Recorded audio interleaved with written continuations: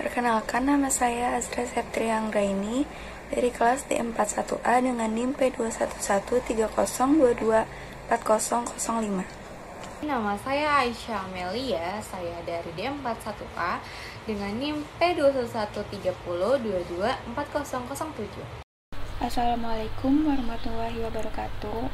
Perkenalkan, nama saya Fitri Handayani dari kelompok 11 dengan NIM P21130029.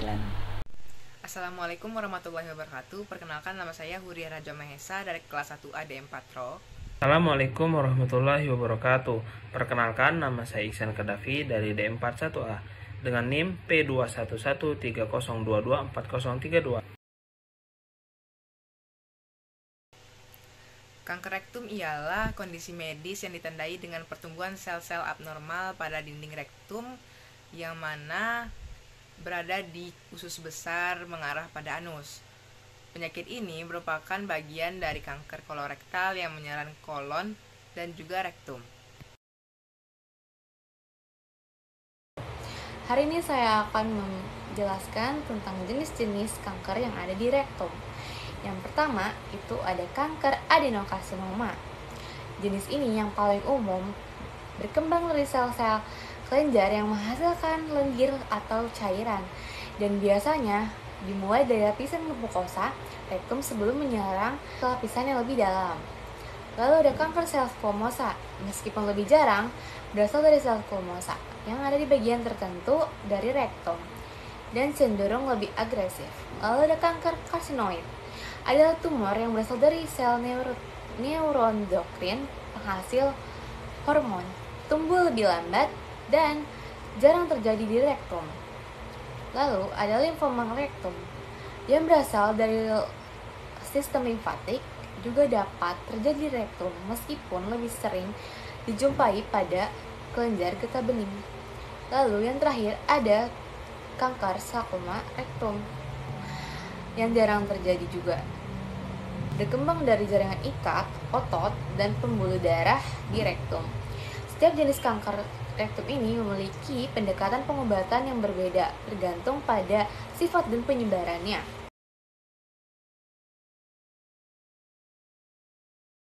Selanjutnya kita akan membahas tanda dan gejala dari kanker rektum. Kanker umumnya mulai menimbulkan gejala dan tanda saat mengalami pertumbuhan dan penyebaran. Gejala umum dari kanker rektum ditandai oleh perubahan kebiasaan buang air besar. Gejala-gejala tersebut meliputi yang pertama, diare atau sembelit. Terjadinya diare atau sembelit yang berlangsung lebih dari beberapa minggu.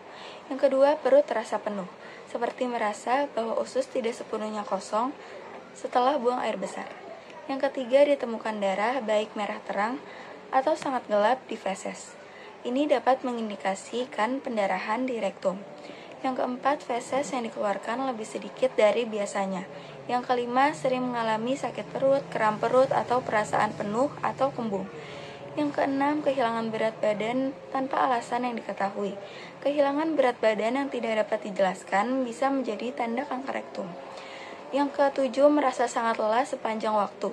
Pendarahan kronis dapat menyebabkan anemia dan kelelahan. Yang terakhir, mual atau muntah. Gejala-gejala tersebut tidak selalu menunjukkan adanya kanker rektum.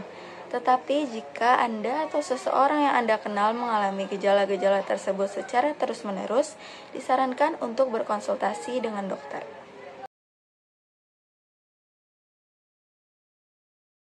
Di sini saya akan mempresentasikan faktor risikonya.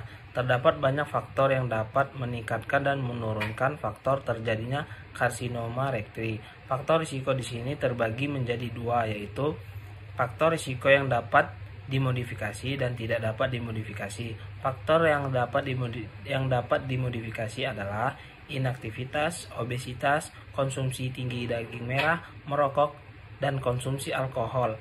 Kemudian faktor risiko yang tidak dapat dimodifikasi yaitu adalah KKR atau polip adenoma individual.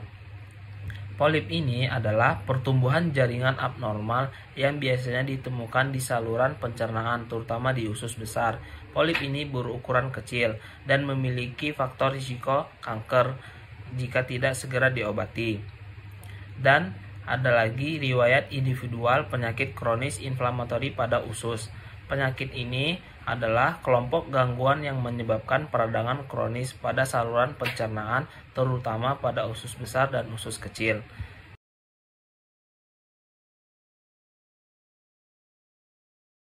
Untuk menegakkan diagnosis pada penyakit kanker rektum, diperlukan beberapa tahap. Tahap pertama adalah anamnesis atau wawancara medis untuk mengetahui gejala yang dialami. Riwayat keluarga juga akan ditanyakan untuk menilai faktor resiko pada penyakit kanker rektum ini. Selanjutnya, dilakukan pemeriksaan fisik termasuk colok dubur atau digital rectal examination untuk mengetahui adanya kelainan atau massa pada rektum. Selanjutnya, dilakukan pemeriksaan penunjang untuk memastikan diagnosis.